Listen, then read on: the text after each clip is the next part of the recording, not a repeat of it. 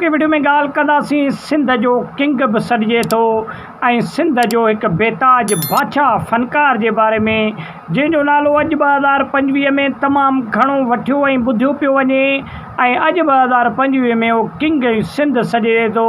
ऐं उन जो नालो आहे मुमताज़ मौलाई। दोस्तों मुमताज़ मौलाई जे बारे में अॼु ॻाल्हि कंदासीं त मुमताज़ मौलाई केरु ऐं किथां जो आहे ऐं मुमताज़ मौलाई पंहिंजी गुलूकारी जी आगाज़ ऐं पंहिंजे शाइरीअ जो आगाज़ कॾहिं खां स्टार्ट कयो ऐं नंढपिण में मुमताज़ मौलाई कहिड़ो कमु कंदो हुयो। छा मुमताज़ मौलाई नंढपिण खां ई वठी शाइर हुयो ऐं फ़नकारी जी तरफ़ हुयो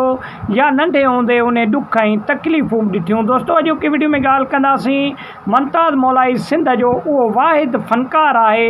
जेको पंहिंजी शाइरी पाण लिखी ॻाईंदो आहे, जंहिंमें 24 तमामु सुपर हिट जेको आहे सो उन जा एल्बम रिलीज़ थिया, जंहिंमें तमामु घणा जेको केस्टूं माण्हू ॿुधणु लॻा त उहे हे टे कलाम न त पाया बोस्की जा जोड़ा ऐं असां आशिकनि जी ओता कीअं लॻा ऐं सिंध में आओ तुम्हें मछली पला खिलाऊं। दोस्तों इहे टिनि खां वधीक जेके हुन जा गाना आहिनि उहे तमामु हिट थिया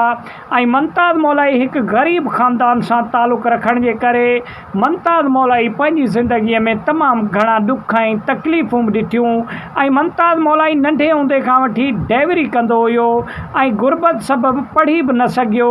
सिर्फ़ु स्कूल में ई जेको आहे सो कुझु दर्जा पढ़ी सघियो ऐं उन खां पोइ हुन बेरोज़गारी जे सबबु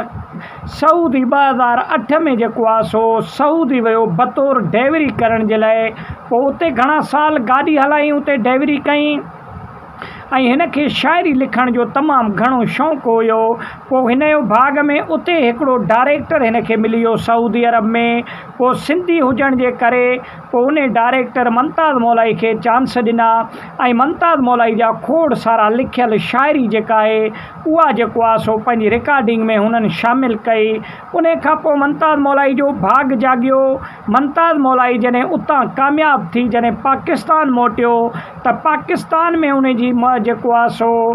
मुलाक़ात वञी निगहत नाज़ सां थी। हालांकि मुमताज़ मौलाई नओं इन फील्ड में हुयो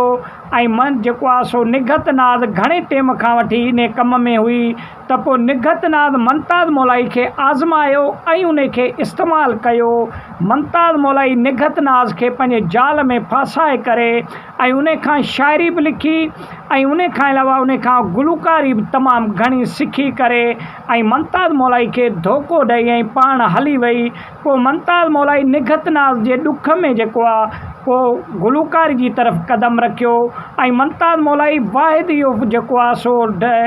शाइर आहे जंहिंजी गुलूकारी सिंध में तमामु घणी माण्हुनि ॻाई, जेके फ़नकार हुया। जलाल चांडे बि मुमताज़ मौलाई जी गुलूकारी ॻाई, शमन अली मीराली थियो ऐं ॿिया जेके सिंध जा फ़नकार हुया उन्हनि मुमताज़ मौलाई जी शाइरी पंहिंजी ज़बानी जेको आहे सो ॻाई आहे। दोस्तों उन खां पोइ जॾहिं मुमताज़ मौलाई खे निगहत नाज़ धोखो ॾिनो, जॾहिं उन खे जेको आहे सो निधणको करे अकेलो करे निगहत नाज़ छॾे वई त पोइ मुमताज़ मौलाईअ सोचियो त हाणे जेको आहे सो शाइरनि खे ऐं जेके गुलूकारनि खे हाणे जेको आहे फ़नकारी न ॾिनी वेंदी, जेको आहे सो अदाकारी न ॾिनी वेंदी, हाणे मां पंहिंजो पाण ॻाईंदुसि। त पोइ मुमताज़ मौलाईअ शाइरीअ सां गॾोगॾु गुलूकारी जी तरफ़ बि क़दम रखियो ऐं मुमताज़ मौलाई ज़िले लाड़काणे सां तालुक़ु रखे थो। हालांकि मुमताज़ मौलाई जो असुलु नालो मुमताज़ अली चांडियो आहे, लेकिन माण्हू हिन वक़्तु मुमताज़ मौलाई जे नाले सां मुमताज़ मौलाई खे ॼाणनि था